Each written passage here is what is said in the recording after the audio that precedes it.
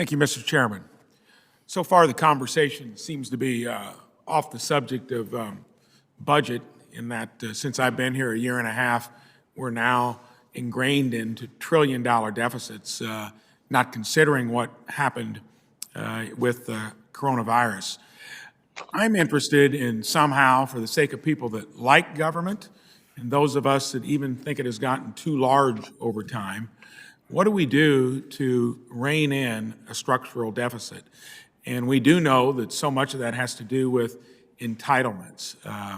I'm interested to see what the serious approach is going to be once we get the effect of coronavirus in the rearview mirror to getting back to what's a structural problem that no one here in government should be proud of. And I think it's an embarrassment to the people we represent that we can't keep our house in order for the sake of a government that many people think should even do more of it. Seems like it ought to be, closer to where we have our financial house in order, and it points back to entitlements. What's your opinion there in terms of reforming them? I completely agree with your observations, Senator Braun. If you look at the budget today, we spent something like $400 billion on interest. And if you look at over the last 30 years, when we've had major budget process reforms, the last 40 years, if you go back to the Greenspan Commission, it started with a clear focus of what the problem is. And I think you hit the nail on the head that 60 or 70% of our budget is on autopilot. And I think highlighting and focusing on the specific metric we need to solve is a first step. One metric that folks seem to be talking about these days is spending as a percentage of GDP. That as we begin to focus on that, potentially a fiscal rule that revolves around debt to spending ratio could help crystallize where we need to focus and how we can get our finances back in order. What do you think of the idea of probably the biggest driver within entitlements would be the rising cost of health care? And Medicare would be somewhere, if we could reform a broken health care system, whether you think there should be one payer for it or not.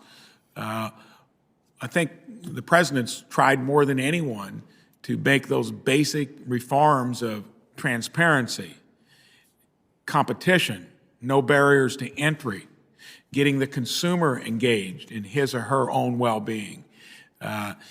Wouldn't that benefit probably the hardest item to solve that structurally drives these deficits? And will the administration be interested in, putting out and driving on the idea of reforming health care to lower that part of the budget costs? Absolutely, Senator. If you look at the trajectory of the budget, so much of it is driven by mandatory spending that has gone up. The president has committed that he will protect Social Security and Medicare. And as you look at the budget, we've laid out a number of reforms. One of the reforms, which I think this, Senator, you're very familiar with, is around this concept of site neutrality, that individuals should not have to pay for the same service, whether it's in an outpatient clinic or in a hospital. And so we are working to try to reform some of the payment practices to create downward pressure on government spending. We spend $4.7 trillion on everything under the sun. And I think, Senator, we completely applaud your observations and stand ready to work with you on bringing down spending. And to be fair to the other side, because it's come up in a back and forth shortly after I was here, and I remember Senator Warner mentioned that we spend less than other developed countries. I brought up the point that whatever the tax rate has been over the years, we average through the revenue that we create about 17.5% of our GDP. And I think you do need to ask the question, is there room to raise revenue, or is that statistic so compelling that generally, along with lower tax rates, we have higher economic growth? With higher tax rates, it's lower economic growth, but through any tax rate, it averages about 17.5%. Is there any way to go beyond that? And I'm getting close here, so you want me to come back to follow up later because I'm getting close to time expiring? If you're finished with the question, we'll let him answer. Okay, my question is there room to raise revenue in a way that wouldn't hamper economic growth? If you look at where revenue levels are, they are close to where historical norms are. On the spending side, spending as a percentage of GDP this year will likely be around 30%.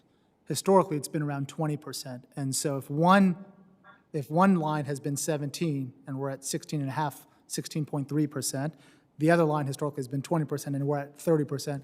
I think historical data and most of the economists will point out that one side of the ledger probably needs a little more work than the other. Thank you. Thank you. Senator Whitehouse. Thank you.